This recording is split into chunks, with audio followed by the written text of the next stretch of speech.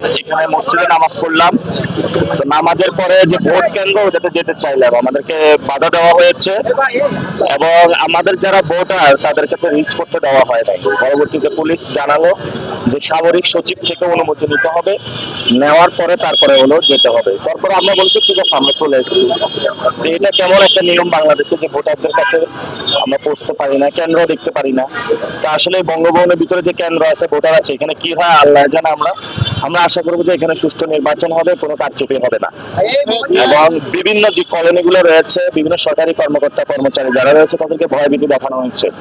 গতকালকে হলো বাইতুল মোকাররমে গেট গুলো বন্ধ করে দেওয়া হয়েছে, ব্যবসায়ীদেরকে জোর করে হলো মিটিং এ নিয়ে আসা হয়েছে এবং এটা আপনারা মিডিয়ার মাধ্যমে দেখেছেন।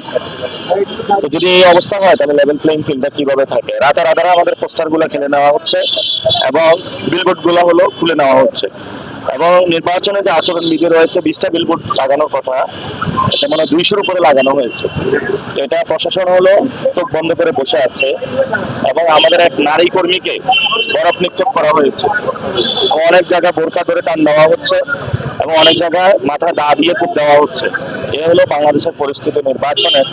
আপনারা জানেন এই বঙ্গভবন থেকে একজন স্টাফ, বঙ্গভবনের একজন স্টাফ আমাদের 11 দলীয় জোটের জামায়াত ইসলামের আমির এবং ঢাকা 15-এর সংসদ সদস্য পদপ্রার্থী জনাব ডক্টর শফিকুর রহমানের আইডি হ্যাক করেছে এবং ওই আইডি হ্যাক করার পরে এটা নিয়ে হলো ছাত্রদল মিছিল করেছে ইনস্ট্যান্ট ভাবে এবং তারা ঝাড়ু নিয়ে এসেছে এবং সাথে সাথে তারেক রহমান এটা নিয়ে বক্তব্য দিয়েছে।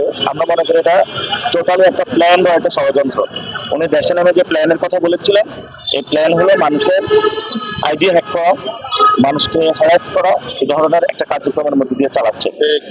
এবং আপনারা মিডিয়া ভাই জগতে যারা কাজ করেন আপনারা জানেন যে হাউসগুলোর কি ধরনের প্রেশারের মধ্যে দিয়ে আপনারা যান।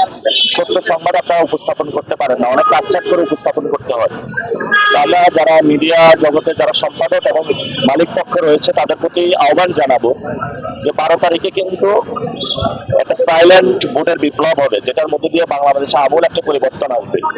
গণ অভ্যুত্থানের পরে আমাদের কাছে অনেকে আপনারা লাইন দিয়েছিলেন, আমরা কিন্তু বলেছিলাম আমরা কোনো কিছু আপনাদের কাছে চাই না, আমরা একটা জিনিসে চাই বাংলাদেশে সুস্থ ধারার একটা সুন্দর গণমাধ্যম জগৎ প্রতিষ্ঠিত হবে। কিন্তু আপনাদের খাসলত বা সভা পরিবর্তন হয়নি যারা মালিক রয়েছেন।